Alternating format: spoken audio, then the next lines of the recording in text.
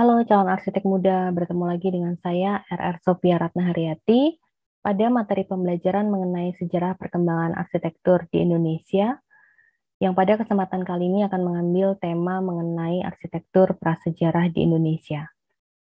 Pada kesempatan kali ini saya akan membahas sebagian dari arsitektur prasejarah di Indonesia, dari mulai zaman Paleolitikum hingga zaman Neolitikum.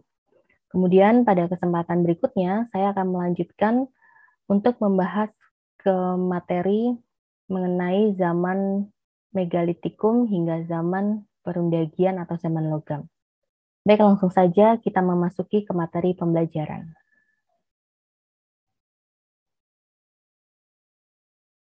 Untuk arsitektur prasejarah di Indonesia, kita akan mempelajari bagaimana peran Indonesia dalam perkembangan arsitektur di masa prasejarah.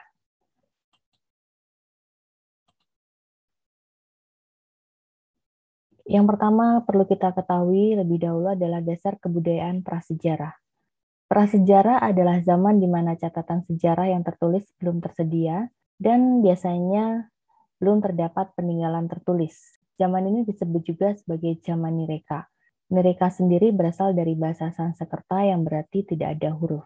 Sekitar tahun 1836, seorang ahli sejarah dari Denmark, J.C. Thomson, mengemukakan periodisasi zaman prasejarah atau praaksara menjadi 4 bagian. Yang pertama adalah zaman Paleolitikum atau zaman batu tua, yang kedua zaman Mesolitikum atau zaman batu tengah, yang ketiga zaman Neolitikum atau zaman batu muda dan logam tembaga, serta yang keempat adalah zaman Megalitikum atau zaman perunggu dan besi. Tanda awal mula zaman prasejarah adalah ditemukannya fosil-fosil manusia purba atau Pithecanthropus erectus di lembah Sungai Bengawan Solo. Konsep periodisasi prasejarah. Konsep periodisasi prasejarah di Indonesia ternyata dipengaruhi juga oleh model Thomson. Pakar sejarah dari Indonesia R. Sukomono kemudian membagi zaman prasejarah menjadi 2 bagian. Yang pertama adalah zaman batu yang meliputi Paleolitikum, Mesolitikum, Neolitikum, dan Megalitikum. Yang kedua adalah zaman logam yang meliputi zaman tembaga, perunggu, dan besi. Periodisasi zaman prasejarah atau praaksara Indonesia ini memasuki tahap baru ketika sekitar tahun 1970 seorang ahli sejarah R.P. Sujono mengemukakan pendapat sosial ekonomi untuk membagi periodisasi zaman prasejarah atau praaksara di Indonesia. Jadi jika kita lihat di sini periodisasi arkeolog di Indonesia ini, yang pertama ada zaman batu, ya di situ ada fase-fasenya dari Paleolitikum, kemudian ke Mesolitikum, Neolitikum hingga Megalitikum, dan kemudian zaman logam ini ternyata sepadan dengan zaman Neolitikum, di mana diawali oleh tembaga, kemudian perunggu hingga besi. Periodisasi prasejarah di Indonesia dipengaruhi oleh konsep dari Eropa Barat yang terkenal dengan sebutan Three-Age System. Konsep ini dikemukakan oleh Thomson dan menitikberatkan pada pendekatan yang bersifat teknis serta didasarkan pada penemuan alat-alat yang ditinggalkan. Jadi kesimpulannya, zaman batu adalah zaman di mana peralatan manusia dibuat dari batu, sedangkan zaman logam ini terdiri dari beberapa fase, dari perunggu, kemudian besi. Ya. Nah, di perunggu ini kebanyakan peralatan dibuat dari perunggu, sedangkan di zaman besi kebanyakan dibuat dari besi. Di bawah ini ada beberapa contoh hasil kebudayaan dari zaman batu serta dari zaman logam. Kita lihat di sini seperti bentuk batu yang dipipihkan, ya. Ada yang berfungsi sebagai seperti kapak, ataupun juga sebagai mata panah, dan ini merupakan bentuk yang menjadi senjata pada saat itu. Kemudian pada zaman logam sudah mulai mengenal bentuk-bentuk perhiasan, kemudian bentuk-bentuk alat yang dibuat dari logam, seperti di sini ada kapak corong yang fungsinya mungkin dulunya disambung dengan kayu, sehingga bagian corongnya itu dimasukkan kayu supaya menjadi pegangan, seperti itu. Dan ini menjadi alat untuk berburu ataupun untuk persenjataan. Kemudian ada nekara yang menjadi alat pemujaan kepada nenek moyang. Sehingga dapat disimpulkan periodisasi prasejarah di Indonesia terdiri dari 3 fase besar, yaitu pada zaman batu atau Stone Age, kemudian zaman tembaga atau Bronze Age, kemudian zaman Iron Age. Nah, di sini kita bisa melihat bagaimana bentuk dari kebudayaan tersebut dan juga bagaimana cara mereka bertahan hidup. Pada zaman batu ya, mereka masih berburu, kemudian masih berpindah-pindah, tinggalnya masih di goa. Kemudian makin menuju ke zaman tembaga, mereka mulai membuat tempat tinggal atau shelter seperti itu. Nah, kemudian mereka juga sudah mulai mengenal teknik beternak ya pada tahun 5000 sebelum Masehi. Mereka memiliki hewan piaraan seperti biri-biri atau kambing, kemudian juga ada babi, dan juga sudah mulai bercocok tanam, ya, walaupun mungkin dengan teknik yang masih sangat sederhana. Kemudian mereka juga memanfaatkan hewan sebagai tunggangan, ya. Di sini ada kuda pada tahun 3000 sebelum Masehi, dan juga peralatan dapurnya sudah lebih kompleks. Pada era megalitik, banyak peninggalan juga yang terbuat dari batu-batu besar, seperti menhir dan dolmen. Kemudian di sini ada Bronze Age, ya, zaman tembaga. Mereka sudah mengenal peralatan dari tembaga, juga ada peralatan dari gerabah atau tembikar yang mendukung peralatan yang mereka buat dari tembaga. Kemudian bentuk rumahnya juga sudah mulai terbentuk dengan lebih baik daripada shelter-shelter yang terjadi di era zaman sebelumnya. Kemudian pada masa Iron Age, mereka sudah mengenal teknik perkotaan yang lebih baik, ya, atau persukuan, kemudian mulai membuat perhiasan-perhiasan, dan kemudian kita mempelajari pola kehidupan manusia prasejarah. Pola kehidupan manusia prasejarah lebih memperlihatkan kepada 2 karakter yang khas, yaitu mereka lebih memilih tempat hunian yang letaknya dekat dengan sumber air, kemudian kehidupan lebih memilih di alam terbuka. Tujuannya untuk mempermudah mereka saat mencari makanan. Nah, untuk mengumpulkan pangannya, mereka menggunakan cara meramu dan mengumpulkan makanan serta berburu hewan liar. Nah, di sini kita bisa lihat ilustrasi bagaimana manusia prasejarah bertahan hidup. Kemudian untuk kehidupan sosial masyarakat prasejarah di Indonesia, pada zaman prasejarah, keagamaan mereka masih menganut animisme dan dinamisme. Kemudian sistem politiknya biasanya lebih berkelompok dengan seorang pemimpin di dalamnya, jadi sudah mulai mengenal suku. Kemudian untuk kehidupan sosialnya, mereka hidup berkelompok-kelompok di mana proses sosialisasi hanya terjadi secara intern dalam kelompok masing-masing. Kemudian untuk pendidikan, mereka belum mengenal sistem pendidikan dan segala pengetahuan yang diperoleh masih berasal dari pengalaman hidup di alam bebas. Masyarakat prasejarah juga belum mengenal karya sastra, sehingga belum ada karya sastra yang dihasilkan.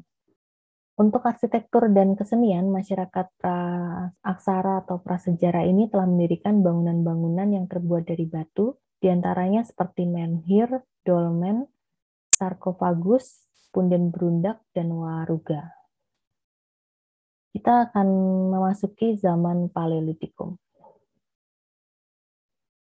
Zaman Paleolitikum adalah zaman di mana alat-alat hidup terbuat dari batu kasar dan belum diasah atau dipoles. Tingkat kecerdasan manusia saat ini juga masih sangat rendah. Dilihat dari mata pencariannya, pada zaman Paleolitikum lebih sering mengumpulkan makanan atau food gathering, dan mereka hidup secara nomaden sehingga masih berpindah-pindah serta belum mengenal teknik bercocok tanam. Di Indonesia sendiri terdapat 2 kebudayaan yang cukup tua pada zaman Batu Tua atau Paleolitikum ini. Yang pertama adalah kebudayaan Pacitan. Pada masa ini ditemukan fosil manusia Pithecanthropus erectus. Kemudian yang kedua adalah kebudayaan Ngandong di Blora. Fosil yang ditemukan adalah manusia Homo wajakensis dan Homo soloensis. Alat-alat yang dihasilkan antara lain kapak genggam dan kapak perimbas yang termasuk ke dalam golongan cuper atau pemotong, dan alat-alat dari tulang binatang serta tanduk rusa, dan flekes dari batu chalcedon untuk mengupas makanan. Kemudian untuk pembagian zaman Paleolitikum ternyata dibedakan menjadi 3 zaman yang berbeda, di mana pembagian tersebut didasarkan pada bagaimana manusia purba mengenal lingkungannya. Pembagian zaman Paleolitikum antara lain zaman Paleolitikum tua, di mana peralatan yang dibuat pada waktu itu adalah batu dan mereka menghancurkan batu tersebut untuk menghasilkan batu yang lebih tajam. Jadi mengadu dua buah batu seperti itu. Di zaman ini manusia purba mulai mengenal akan sebuah kebudayaan, dan manusia purba juga mencoba untuk membuat sesuatu yang digunakan untuk mempermudah pekerjaan mereka. Kemudian yang kedua adalah zaman Paleolitikum Madya. Di zaman ini manusia purba mulai mengenal dan memiliki sebuah kepercayaan.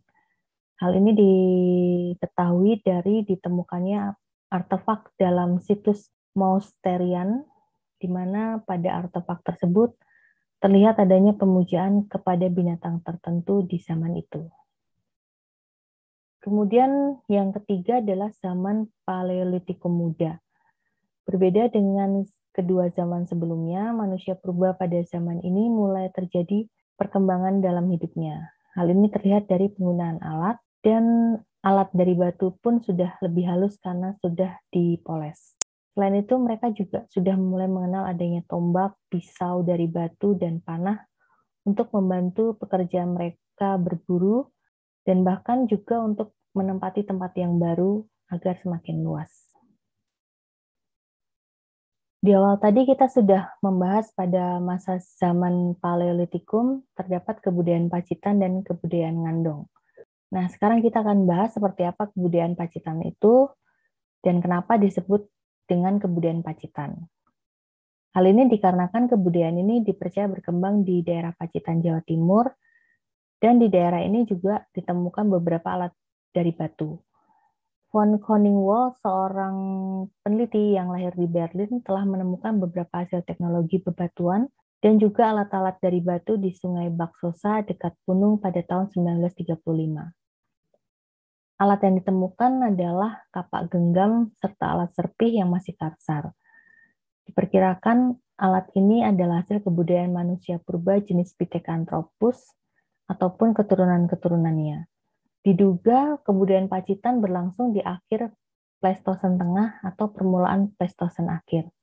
Selain kapak genggam, di budaya Pacitan juga ditemukan kapak perimbas, dan hasil budaya Pacitan dianggap sebagai alat budaya batu yang paling awal di Indonesia, di mana pembuatannya masih sangat kasar dan sederhana. Daerah penyebaran kebudayaan Pacitan terutama terdapat di tempat-tempat penemuan tradisi kapak perimbas, yaitu di Punung Pacitan, Jawa Timur, di Lahat, Sumatera Selatan, di Awang Bangkal, Kalimantan Selatan, dan di Cabenge, di Sulawesi Selatan. Ciri-ciri kebudayaan Pacitan yang pertama adalah bentuk hasil kebudayaannya berupa kapak genggam yang berbentuk kapak tapi tidak memiliki gagang. Selain itu ditemukan juga alat-alat seperti kapak perimbas atau chopper, kapak penetak, pahat genggam, dan alat serpi atau flake. Manusia purba di zaman ini juga jenisnya adalah Pithecanthropus erectus.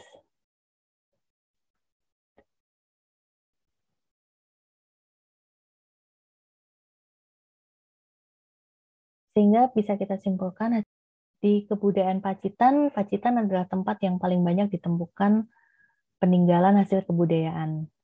Di situ ada yang pertama kapak perimbas yang bentuknya cembung dan memiliki ketajaman pada sisi pinggirannya.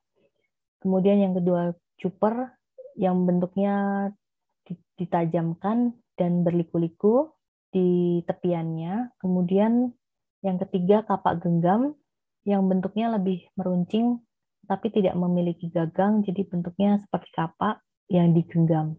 Sehingga bisa kita simpulkan bahwa kapak-kapak yang ditemukan di kebudayaan Pacitan ini memiliki bentuk yang sudah maju dibanding dengan kelompok lokal lainnya. Kapak genggam dengan kapak perimbas menjadi ciri khas yang terkenal dari kebudayaan Pacitan. Sehingga kebudayaan Pacitan ini menjadi bukti bahwa memang zaman Paleolitikum itu benar-benar ada. Kemudian selanjutnya ada kebudayaan Ngandong. Kebudayaan Ngandong merupakan kebudayaan manusia praaksara di Indonesia, di mana kebudayaan ini berkembang di daerah Ngandong, dekat Ngawi, Jawa Timur.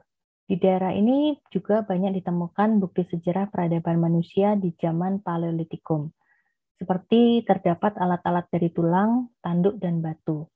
Alat tersebut digunakan untuk aktivitas sehari-hari, seperti berburu, memotong, menumbuk, dan lainnya. Ciri kebudayaan Ngandong, alat-alatnya masih sangat mudah dikenali. Biasanya terbuat dari tulang yang ditemukan, umumnya berasal dari tulang binatang yang berukuran sedang hingga besar. Dan juga ada yang dari tanduk rusa, yang dilihat dari desainnya yang digunakan untuk menusuk atau menombak. Daerah penyebaran kebudayaan Ngandong cukup luas, yaitu dari Sumatera, Kalimantan, Sulawesi, Bali, NTB, NTT, dan Halmahera. Kenapa dapat tersebar? Jadi, dulu cara hidup manusia praaksara di zaman Paleolitikum, mereka kan tinggal secara nomaden atau berpindah-pindah. Mereka belum mengenal bagaimana cara bercocok tanam, sehingga jika dirasa persediaan makanan di daerah mereka tinggal sementara sudah mau habis, mereka akan berpindah ke tempat tinggal yang lain. Sehingga mereka bisa tersebar di beberapa pulau yang ada di Indonesia. Kebudayaan Ngandong juga ditemukan di lapisan Paleostosen atas. Alat-alat kebudayaan Ngandong juga ditemukan dekat fosil manusia purba Homo wajakensis di daerah Ngandong dan juga Homo soloensis yang telah ditemukan di daerah Ngadirejo, Sragen, Jawa Tengah. Dari penemuan tersebut, para ahli menyimpulkan bahwa kebudayaan Ngandong itu berasal dari dua spesies manusia purba, yaitu Homo soloensis dan Homo wajakensis. Sehingga dapat disimpulkan bahwa alat-alat hasil kebudayaan Ngandong terdiri dari flake, yaitu alat serpih berukuran kecil yang terbuat dari tulang. Lalu ada chalcedon atau kalsedon, merupakan alat dari batu yang memiliki tampilan yang indah dan menarik seperti chalcedon. Kemudian kapak genggam yang terbuat dari tandur rusa yang sudah diruncingkan terlebih dahulu. Alat-alat ini menurut para ahli digunakan untuk perlindungan diri, berburu, dan mengolah makanan. Terdapat juga alat-alat yang terbuat dari tulang yang berukuran besar yang digunakan sebagai belati, alat penusuk, mata tombak, ujung tombak dengan dua mata tombak, alat perobek daging atau ubi, dan sebagainya. Berikut ini adalah peninggalan zaman Paleolitikum. Bisa kita lihat di sini ada kapak perimbas, ada kapak genggam, kemudian ada flekes, serta perkakas dari tulang dan tanduk. Nah, di sini kita bisa lihat bentuk kapak genggam yang biasanya disebut juga sebagai alat peneta atau pemotong atau cuper. Ya. Kenapa dinamakan kapak genggam? Karena alat ini serupa dengan kapak tetapi tidak bertangkai. Dan cara mempergunakannya dengan cara digenggam.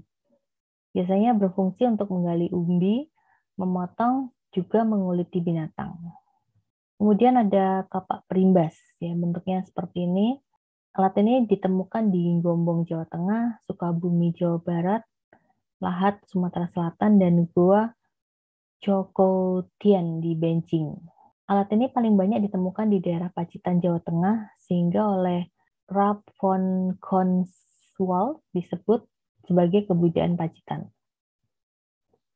Peninggalan yang lain dari zaman Paleolitikum adalah alat-alat dari tulang binatang atau tanduk rusa yang biasanya berfungsi sebagai penusuk atau belati dan ujung tombak yang bergerigi. Fungsi dari alat ini adalah untuk mengorek ubi dan keladi dari dalam tanah.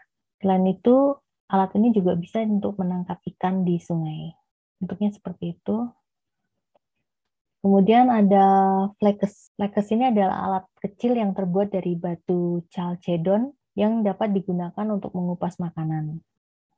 Flekes juga termasuk ke dalam kebudayaan Ngandong, sama seperti alat-alat dari tulang binatang. yang kegunaan alat ini untuk berburu, menangkap ikan, mengumpulkan ubi, dan buah-buahan. Kemudian kita memasuki zaman Mesolitikum. Zaman Mesolitikum atau zaman Holosen terjadi di antara tahun 9300 sampai 9560 sebelum Masehi. Masa Mesolitikum adalah zaman peralihan di mana cara pembuatan dan alat-alat kehidupannya lebih baik dan lebih halus dari zaman Batu Tua atau Paleolitikum, dan manusia pada zaman ini juga sudah mulai bertempat tinggal serta mengenal kepercayaan terhadap kekuatan di luar dirinya, walaupun masih animisme dan dinamisme. 3 bagian penting dari kebudayaan Mesolitikum adalah pebble culture, yaitu alat kebudayaan kapak genggam dari Jokkenmodinger atau sampah dapur dari zaman Mesolitikum yang ditemukan di sepanjang pantai timur Pulau Sumatera. Kemudian bone culture, yaitu alat kebudayaan dari tulang, serta flex culture, yaitu kebudayaan dari alat serpih dari Abruzos-Roche, yaitu manusia yang menetap di gua-gua dan mengenal seni. Manusia pendukung kebudayaan Mesolitikum adalah bangsa Papua Melanozoid. Pada zaman Mesolitikum, keadaan alamnya sudah tidak seliar dan selabil pada zaman Batu Tua. Perkembangan budaya pada zaman Batu Tengah ini juga berlangsung dengan lebih cepat, dikarenakan manusia pendukung di zaman ini adalah manusia yang lebih cerdas atau Homo sapiens. Manusia di zaman ini juga sudah semi menetap di gua-gua serta di tepi pantai dan telah melakukan cocok tanam sederhana. Masyarakat Mesolitikum sudah mengenal kepercayaan dan penguburan mayat, di mana lukisan pada dinding dianggap magis, seperti pada gambar tangan untuk penolak bala, kemudian gambar kadal sebagai penjelmaan roh nenek moyang, gambar perahu sebagai suatu alat transportasi roh nenek moyang ke alam baka. Seperti yang kita lihat pada gambar goa yang ada di samping ini. Pada masa ini juga sudah mengenal totemisme, yaitu penyembahan terhadap binatang-binatang di sekitar yang dipercaya memiliki kekuatan gaib. Ciri-ciri zaman Mesolitikum adalah nomaden dan mengumpulkan makanan seperti buah dan umbi, sehingga food gathering. Kemudian alat yang dihasilkan nyaris sama dengan zaman Paleolitikum, yaitu alat batu yang kasar. Kemudian ditemukan bukit cangkang kerang di pinggir pantai yang disebut Jokkenmodiger atau sampah dapur oleh Van Heekeren. Dalam pengertian yang sebenarnya, Jokkenmodiger adalah fosil yang berupa timbunan atau tumpukan kulit kerang dan siput yang mencapai ketinggian kurang lebih 7 meter. Fosil ini ditemukan di sepanjang pantai timur Sumatera, yakni antara daerah Langsa hingga Medan. Penemuan tersebut menunjukkan bahwa manusia purba pada zaman ini sudah mulai menetap. Pada tahun 1925, Dr. P.V. van Steen Callensville melakukan penelitian pada Jokkenmodinger yang kemudian menemukan kapak genggam yang berbeda dengan kapak genggam pada zaman Paleolitikum. Adapun alat-alat pendukung kehidupan pada zaman Mesolitikum adalah ditemukannya alat-alat berupa kapak genggam atau pebble, kapak pendek atau handskorte, kapak pipisan atau batu penggiling, dan kapak-kapak dari batu kali yang dibelah. Alat-alat tersebut banyak ditemukan di Pulau Sumatera, Jawa, Kalimantan, Sulawesi, dan Flores. Selain itu juga ditemukan tempat tinggal di Lawas Sampung, Jawa Timur yang disebut Abruzos-Roche. Ditemukan juga alat serpih, ujung mata panah, pipisan atau batu penggiling, kapak persegi dari batu kali yang dibelah, dan alat-alat dari tulang. Perkembangan peralatan yang terbuat dari batu dan tulang juga ditemukan di Indonesia bagian timur. Nah, di sini adalah ilustrasi dari alat-alat pendukung kehidupan pada zaman Mesolitikum. Alat-alat pendukung kehidupan pada zaman Mesolitikum juga ditemukan di Jawa. Ya, di sini ada arkeolog yang sedang melakukan penggalian. Nah, kemudian ini adalah gambar alat batu dan tulang yang ada di zaman Mesolitikum. Ini adalah bentuk pebli yang ditemukan di Sumatera, kemudian peralatan tulang yang ditemukan di Gua Lawa, Jawa Timur. Kemudian juga terdapat kapak perimbas, flekes, pebli, dan alat tulang dari binatang. Nah, ini juga adalah bentuk kapak perimbas, kapak penetak, alat serpih, dan kapak genggam. Hasil kebudayaan pada zaman Mesolitikum juga terdapat lukisan yang terbuat dari guratan yang dipahat pada sebuah dinding gua. Biasanya guratan ini dibuat dengan dicukil, kemudian diberi warna dengan memakai batu dangklik yang dicampur dengan lemak binatang sebagai perekatnya. Kebanyakan gambar-gambar yang ada pada gua di masa Mesolitikum adalah gambar binatang seperti bison atau sapi hutan, beruang, rusa, kuda liar, dan babi hutan. Fungsi dari gambar ini adalah tidak lepas dari unsur kepercayaan yang bersifat magis. Penggambaran binatang yang dimaksud supaya dapat memberikan pengaruh rohani serta memberikan kekuatan batin, penangkal roh jahat, dan hantu-hantu yang mengganggu. Jadi semacam penolak bala. Telapak tangan, telapak kaki, ataupun figur binatang dan alam merupakan objek yang banyak dilukiskan pada zaman itu. Cara manusia melukis pada zaman tersebut yaitu dengan menyemprotkan pigmen warna ataupun melukiskan langsung dengan tangannya. Konsep keindahan pada zaman prasejarah tidak memperhitungkan keindahan.